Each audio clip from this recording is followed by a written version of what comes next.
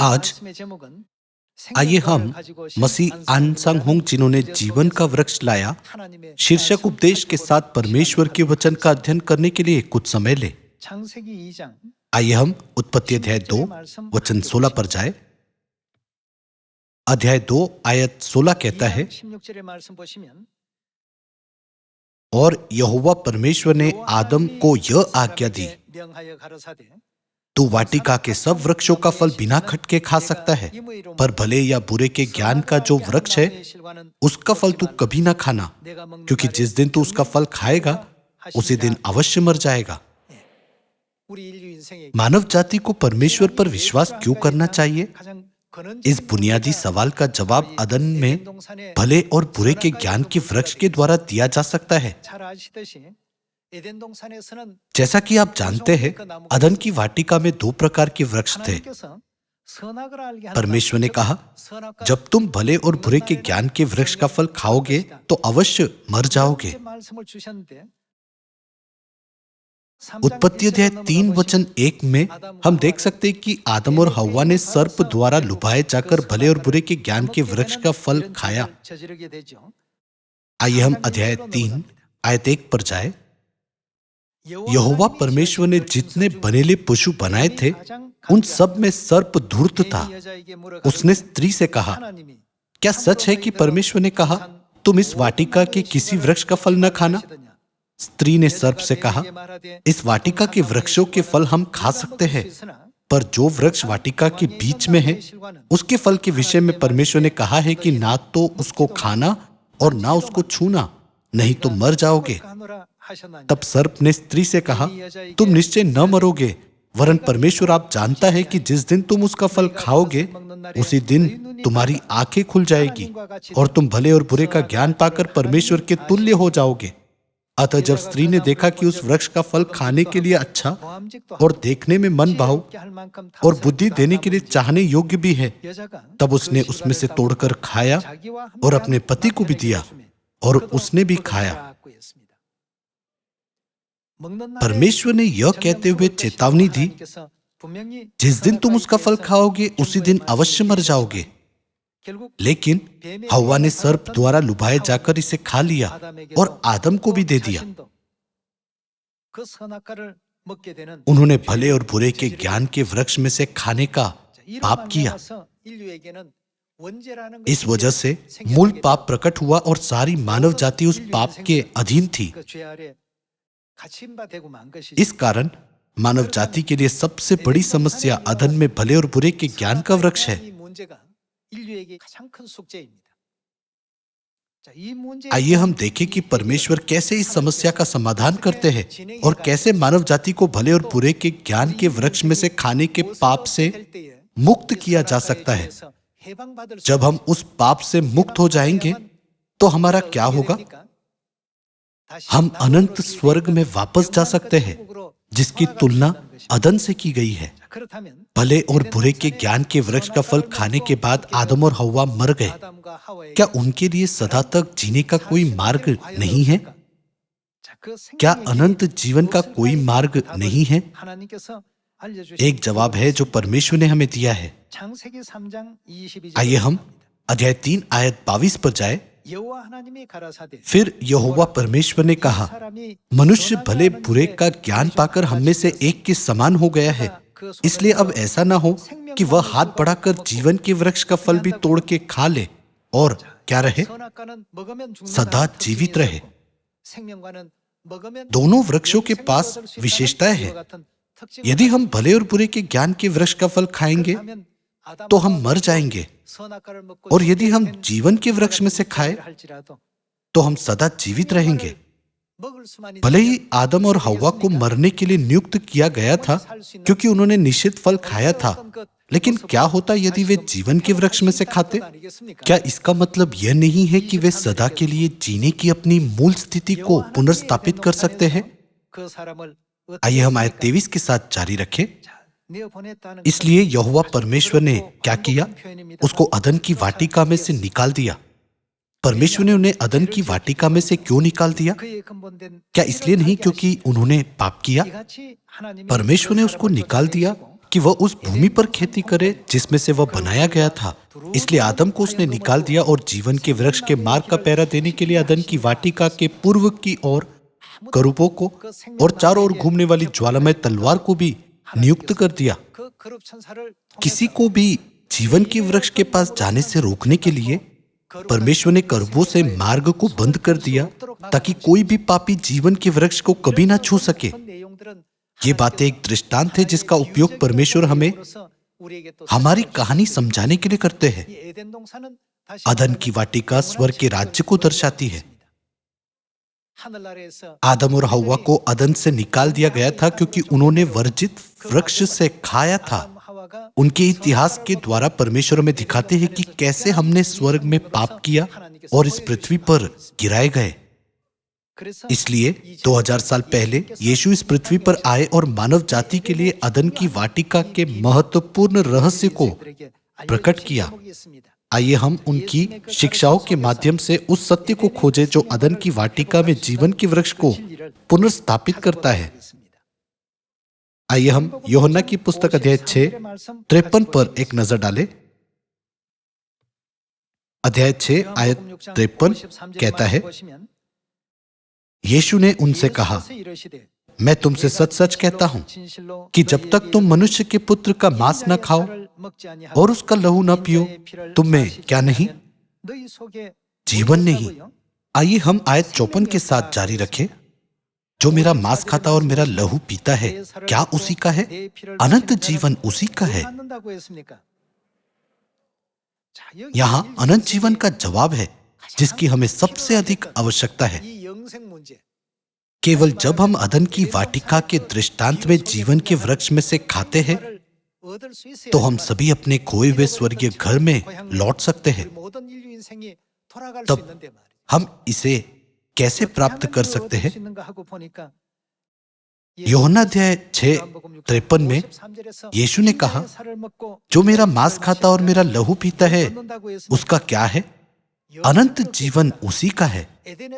अदन की वाटिका में परमेश्वर ने कहा, जो कोई जीवन के वृक्ष में से खाता है उसके पास अनंत जीवन है। अनंत जीवन के बारे में महत्वपूर्ण प्रश्न को हल करने के लिए अदन में जीवन का वृक्ष नितांत आवश्यक है।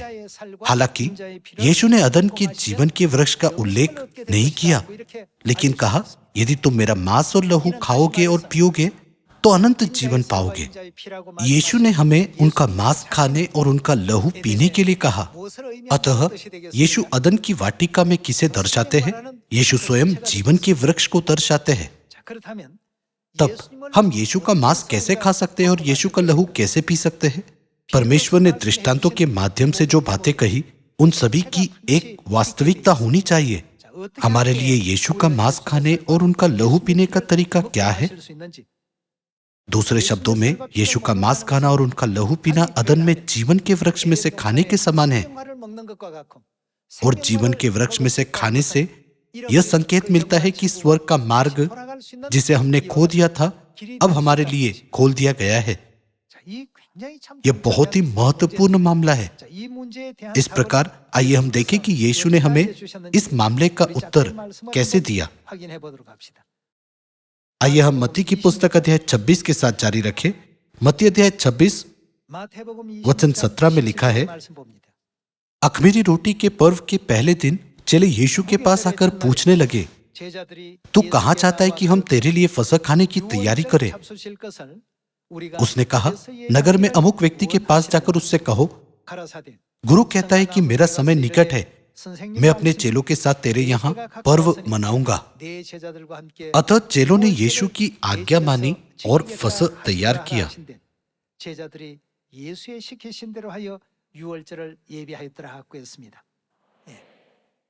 अब हम अचानक से फसह को क्यों देख रहे हैं?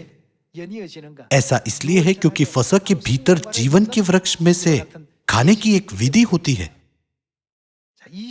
आइए हम आयत 26 पर जाए। फसह के पर्व का दृश्य जारी है। जब वे खा रहे थे तो यीशु ने रोटी ली और आशीष मांगकर तोड़ी और चेलों को देकर कहा, उन्होंने क्या कहा? लो खाओ, यह मेरी देह है।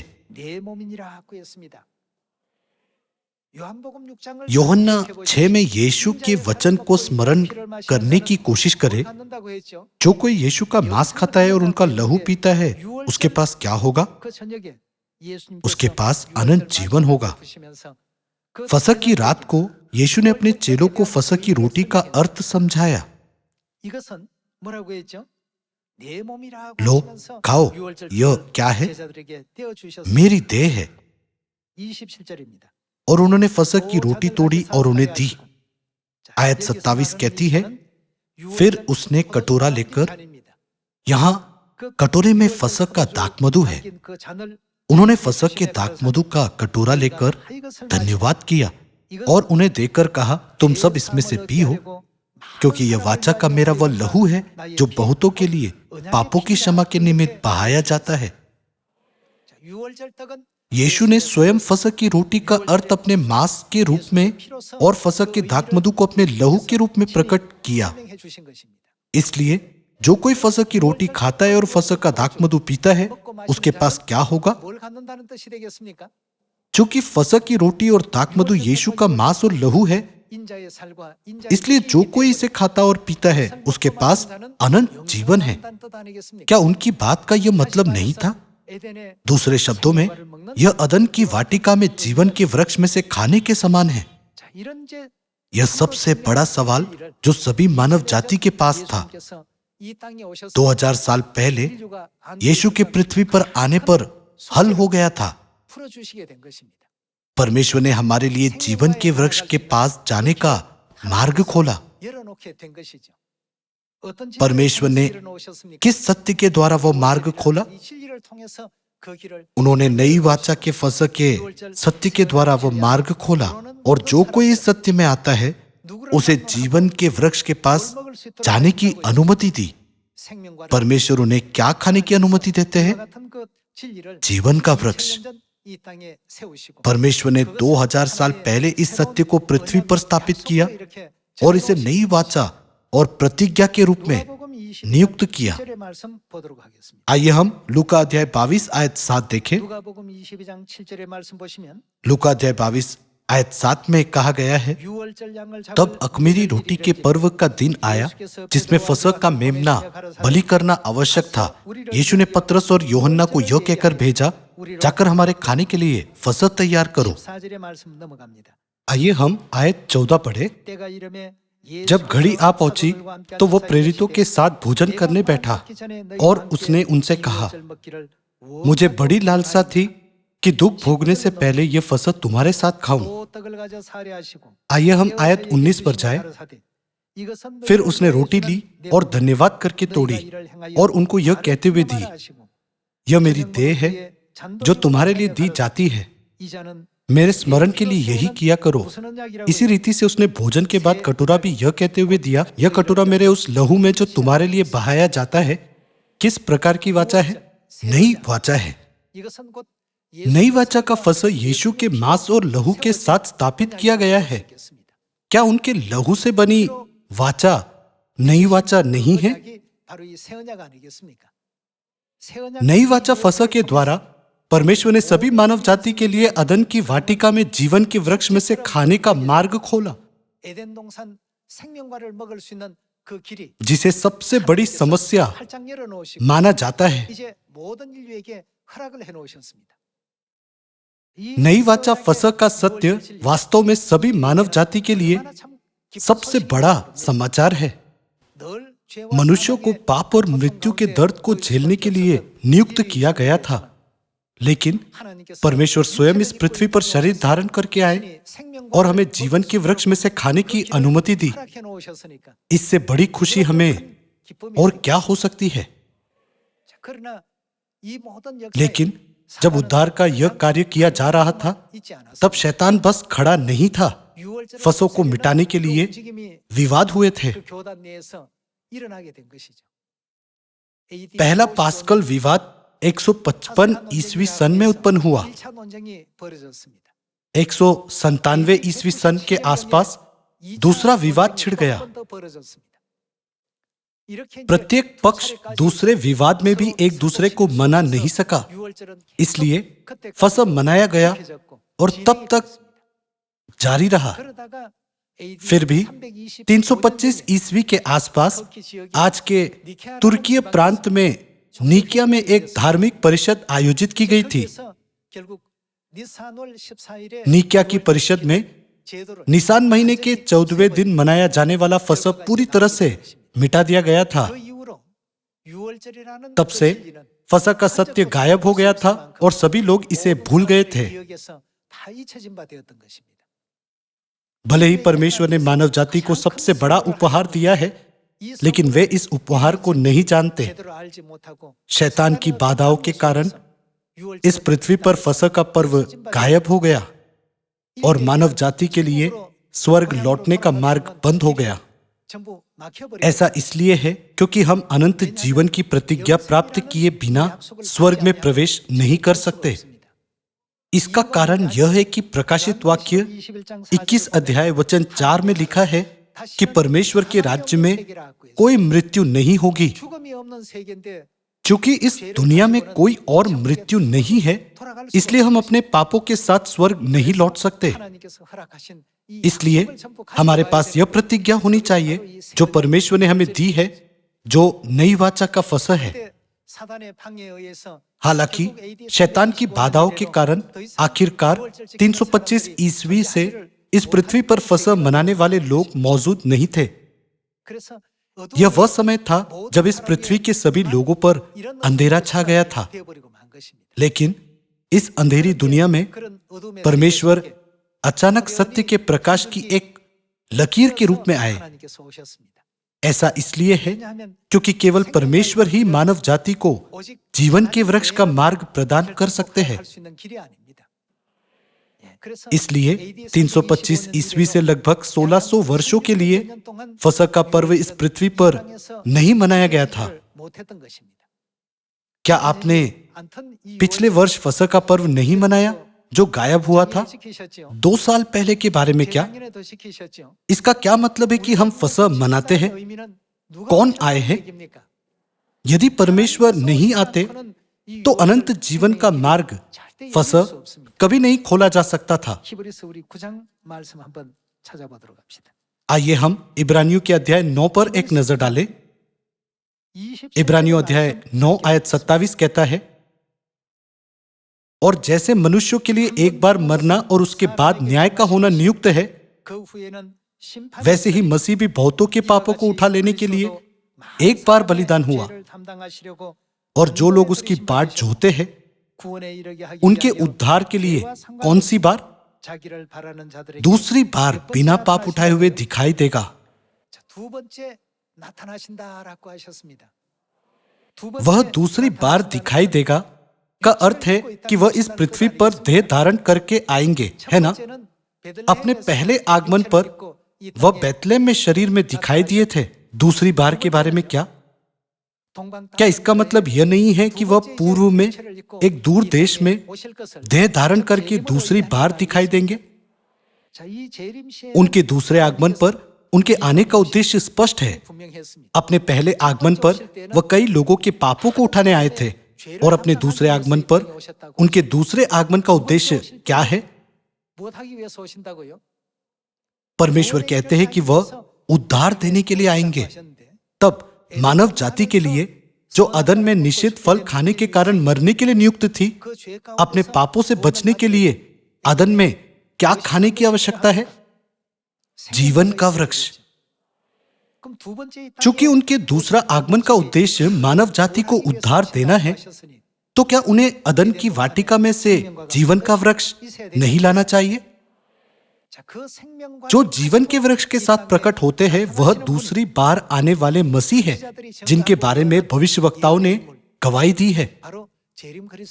जैसा कि आप अच्छी तरह से जानते हैं, अदन की वाटिका में जीवन का वृक्ष नई वाचा का फसह है ना? तब नई वाचा फसह के सत्य के साथ इस पृथ्वी पर कौन आए?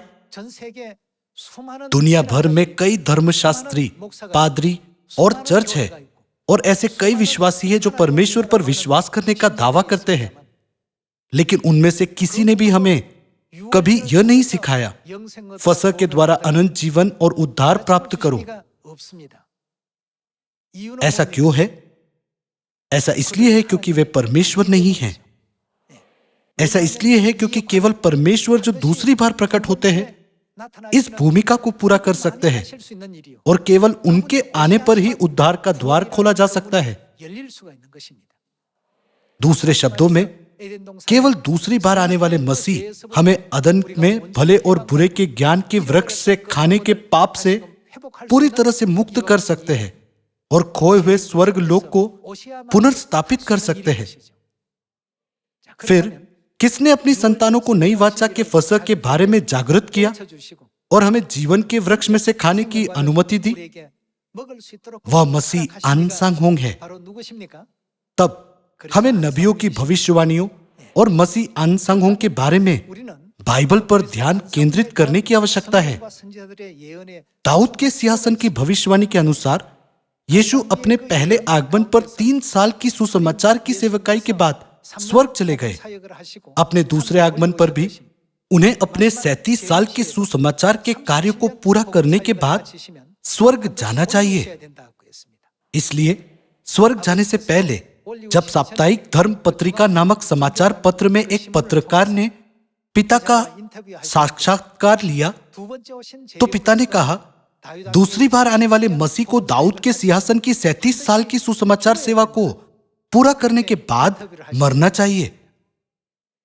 परमेश्वर 1 सेकंड या 1 मिनट के लिए भी नहीं मर सकते, लेकिन उन्होंने इसे इसलिए इस तरह व्यक्त किया क्योंकि वह शरीर में आए थे और शरीर छोड़ने वाले थे। तब क्या ये बातें बाइबल में भविष्यवक्ताओं के द्वारा लिखी गई है? हाँ, वह लिखी है। आइए हम मीका अध्याय 4 वचन 1 देखें। अंत के दिनों में ऐसा होगा कि यहोवा के भवन का पर्वत सब पहाड़ों पर दृढ़ किया जाएगा और सब पहाड़ियों से अधिक ऊंचा किया जाएगा और हर जाति के लोग धारा के समान उसकी ओर चलेंगे और बहुत सी जातियों के लोग जाएंगे और आपस में कहेंगे, आओ हम यहोवा के पर्वत पर चढ़कर याकूब के परमेश्वर के भवन में जाएं। तब वो हमको अपने मार्ग सिखाएगा और हम उसके पथों पर चलेंगे, क्योंकि यहोवा की व्यवस्था सियोन से और उसका वचन यरूशलेम से निकलेगा। परमेश्वर अपने मार्गों का क्या करेंगे? वह निश्चित रूप से हमें अपने मार्ग सिखाएंगे। वह भविष्यवाणी का समय कब है जब परमेश्वर देह धारण करके इस पृथ्वी पर आएंगे और हमें सिखाएंगे? इसे अंत के दिन के रूप में लिखा गया है। अंत के दिन यीशु के पहले आगमन का युग नहीं है। क्या इसका मतलब उनका दूसरा आगमन नहीं है? जब वह इस पृथ्वी पर दूसरी बार आएंगे तो वह मानव जाति को बहुत सी बातें सिखाएंगे। आइए हम आयत 8 के साथ जारी रखें। आयत 8 कहती है, हे एदेर के गुम्मट, हे सियोन की पहाड़ी, पहली प्रभुता अर्थात यरूशलेम का राज्य तुझे मिलेगा। अब तू क्यों चिल्लाती है? क्या तुझ में कौन न रहा? कोई राजा नहीं रहा। अगला, कौन नष्ट हो गया? क्या तेरा युक्ति करने वाला नष्ट हो गया? यशायाह अध्याय 9 आयत 6 के अनुसार युक्ति करने वाला कौन है? क्योंकि हमारे लिए एक बालक उत्पन्न हुआ, हमें एक पुत्र दिया गया है और प्रभुता उसके कांधे पर होगी और उसका नाम अद्भुत युक्ति करने वाला, पराक्रमी परमेश्वर, अनंत काल का पिता और शांति का राजकुमार रखा जाएगा। यहाँ युक्ति करने वाला किसे दर्शाता है? वह परमेश्वर है। क्या परमेश्वर नष्ट हो सकते हैं? भले ही वह अमर है, लेकिन बाइबल क्यों कहती है कि वह नष्ट हो गया? ऐसा इसलिए है क्योंकि वह इस पृथ्वी पर शरीर धारण करके आए थे। चूंकि वह इस पृथ्वी पर शरीर धारण करके आए थे, इसलिए वह शरीर को छोड़ते हैं। इसलिए बाइबल कहती है कि वह नष्ट हो गया। तब बाइबल कहाँ कहती है कि यह बातें होगी? सियोन में। आइए हम फिर से आयत 8 देखें। हे एदेर के गुम्मट, हे सियोन की पहाड़ी, पहली प्रभुता अर्थात यरूशलेम का राज्य तुझे मिलेगा। अब तू क्यों चिल्लाती है? क्या तुझ में कोई राजा नहीं रहा? क्या तेरा युक्ति करने वाला नष्ट हो गया, जिससे जच्चा स्त्री के समान तुझे पीड़ा उठती है? पिता के स्वर्गारोहण के 4 साल पहले 1981 में उन्होंने साप्ताहिक धर्म पत्रिका में घोषणा की, दूसरी बार आने वाले मसीह को 37 वर्षों तक सुसमाचार का प्रचार करने के बाद मर जाना चाहिए, और भविष्यवाणी के अनुसार वह 1985 में स्वर्ग गए। वर्ष 1985 पिता के बपतिस्मा के बाद से 37वां वर्ष है। इस तरह परमेश्वर ने अपने पहले आगमन पर 3 साल की सेवकाई और दूसरे आगमन पर 37 साल की सेवकाई समाप्त की। क्या तेरा युक्ति करने वाला नष्ट हो गया, जिससे जच्चा स्त्री के समान तुझे पीड़ा उठती है? हे सियोन की बेटी, जच्चा स्त्री के समान पीड़ा उठाकर उत्पन्न कर। आइए हम आयत 10 के साथ जारी रखें। क्योंकि अब तू गड़ी में से निकलकर मैदान में बसेगी, वरन बेबीलोन तक जाएगी, वहीं तू छुड़ाई जाएगी, अर्थात वहीं यहोवा तुझे तेरे शत्रुओं के वश में से छुड़ा लेगा। आयत 11 कहती है, अब बहुत सी जातियां तेरे विरुद्ध इकट्ठी होकर तेरे विषय में कहेगी, सियोन अपवित्र की जाए। कुछ लोगों ने हमारी आलोचना की और यह कहते हुए हमारी निंदा की, क्योंकि सियोन का राजा परमेश्वर नष्ट हो गया है, इसलिए सियोन नष्ट हो जाएगा और हम अपनी आंखों से उसको निहारे। आयत 12 कहती है, परंतु वे यहोवा की कल्पनाएं नहीं जानते, न उसकी युक्ति समझते हैं कि वह उन्हें ऐसा बटोर लेगा जैसे खलियान में पूले बटोरे जाते हैं। हे सियोन, उठ और दावनी कर, मैं तेरे सींगों को लोहे के और तेरे खूरों को पीतल के बना दूंगा, और तू बहुत सी जातियों को चूर चूर करेगी और उनकी कमाई यहोवा को और उनकी धन संपत्ति पृथ्वी के प्रभु के लिए अर्पण करेगी। तब युक्ति करने वाले की मृत्यु के पीछे का रहस्य क्या है? हमने अभी अभी जो पढ़ा है उससे वे क्या नहीं समझते? वे परमेश्वर की योजना को नहीं समझते। तब इस घटना के पीछे परमेश्वर की योजना क्या है? जब सियोन के राजा का निधन हो गया और यहां तक कि परमेश्वर भी जो युक्ति करने वाले हैं नष्ट हो गए, यहां परमेश्वर की गहन योजना है। सभी लोगों, क्या यह रोमियो की पुस्तक में नहीं लिखा है कि आदम आने वाले यानी मसीह का चिन्ह है? उत्पत्ति की पुस्तक में लिखा है, परमेश्वर ने आदम को भारी नींद में डाल दिया। तब इसका क्या अर्थ है कि उसने आदम को गहरी नींद में डाल दिया? यूहन्ना 11 में क्या नींद का मतलब मृत्यु नहीं है? आदम के भारी नींद में सो जाने के बाद क्या हुआ? हव्वा प्रकट हुई।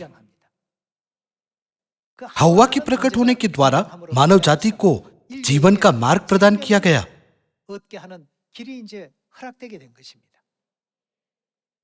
उन्होंने परमेश्वर की इस गहरी योजना को महसूस नहीं किया। मीका 4 के अनुसार यह भविष्यवाणी की गई है कि अंतिम दिन में परमेश्वर पृथ्वी पर आएंगे और वह स्वयं बहुत से लोगों को सिखाएंगे और उनका मार्गदर्शन करेंगे। तब वह क्या करेंगे? आयत 9 में यह कहता है, क्या तेरा युक्ति करने वाला नष्ट हो गया? बहुत से अन्य जाति लोग इस वजह से हमारी निंदा करते हैं, लेकिन उनमें परमेश्वर की गहरी योजना छिपी हुई थी। जिस तरह परमेश्वर ने आदम को गहरी नींद में सुला दिया, उसकी एक पसली निकाली और हव्वा को पसली से बनाया, उसी तरह अंतिम दिन में पिता परमेश्वर के स्वर्गारोहण के द्वारा परमेश्वर ने हम पर किसे प्रकट किया? उन्होंने अपनी सभी संतानों को माता परमेश्वर के अस्तित्व के बारे में जानने दिया। उन्होंने वह महिमामय मार्ग प्रदान किया जो सारी मानव जाति को जीवन देता है। इसी कारण प्रकाशित वाक्य अध्याय 22 के 17 के अनुसार जो कोई आत्मा और दुल्हन की बुलाहट का उत्तर देता है उसके पास जीवन होगा, लेकिन जो उनकी बुलाहट का उत्तर नहीं देता उनके पास जीवन नहीं होगा। अनंत जीवन सबसे महत्वपूर्ण चिन्ह है जो हमें स्वर्ग लौटने की अनुमति देता है। परमेश्वर ने प्रतिज्ञा की और सारी मानव जाति को यह चिन्ह दिया। यह चिन्ह स्वर्गीय माता द्वारा दी गई एक आशीष है और यह परमेश्वर की उन सभी संतानों को दिया जाता है जो उन पर विश्वास करते हैं। परमेश्वर हमसे अपनी संतानों से इतना अधिक प्रेम करते हैं। उन्होंने बाइबल की सभी भविष्यवाणियों को पूरा किया। वह दाऊद के नाम से इस पृथ्वी पर आए और 37 वर्षों तक सुसमाचार के मार्ग पर चले। उन्होंने सारी मानव जाति को जीवन का वृक्ष दिया। अपनी संतानों को जीवन के जल के स्रोत स्वर्गीय माता के बारे में सिखाया और स्वर्ग चले गए। आज वह दिन है जब वह स्वर्ग चले गए। भविष्यवाणी के लोगों को भविष्यवाणी पर विश्वास करना चाहिए और भविष्यवाणियों की शिक्षाओं का पालन करना चाहिए। केवल तभी वे अनंत स्वर्ग में प्रवेश कर सकते हैं, जहां वे सदा सर्वदा के लिए राज्य कर सकते हैं। यदि पिता न आए होते तो हमारा भविष्य क्या होता? हम असहाय होकर सदा सर्वदा के लिए अनंत नरक में तड़पते। लेकिन हमें वहां से बचा लिया गया। हम उस दुनिया में जाएंगे जहां मृत्यु या शोक या रोना या दर्द नहीं है। हम स्वर्ग में अनंत जीवन और आशीषों का आनंद लेंगे। हम वहां सदा सर्वदा के लिए महिमा में जीवन को प्रकट करने के लिए परमेश्वर की प्रतीक्षा कर रहे हैं। क्योंकि हमारा चर्च 175 देशों में स्थापित किया गया है, इसलिए यह कहना बहुत ज्यादा नहीं है कि सुसमाचार लगभग पूरी दुनिया में पहुंच गया है। इसके अलावा सत्य का सुसमाचार इंटरनेट नामक माध्यम से कई लोगों तक पहुंचाया और फैलाया जा रहा है। मैंने इंटरनेट के माध्यम से माता परमेश्वर का समाचार देखा। क्या आपका चर्च वह चर्च है जिसमें यह सत्य है? जैसा कि हम इस घटना के कई उदाहरणों को देखते हैं, परमेश्वर अपनी इस प्रतिज्ञा को पूरा कर रहे हैं। यह संदेश सामरिया में और पृथ्वी की छोर तक प्रचार किया जाएगा। इसलिए आइए हम हौसला रखें और थोड़ा और काम करें। इस समय के द्वारा मैं एक बार फिर से ईमानदारी से कहता हूं कि हम जिन्होंने जीवन का वृक्ष प्राप्त किया है, इस जीवन को दूसरों के साथ साझा कर सकते हैं। यह आशा करते हुए कि आपने बहुत अनुग्रह प्राप्त किया है, मैं इस उपदेश को समाप्त करना चाहूंगा। आपका बहुत बहुत धन्यवाद।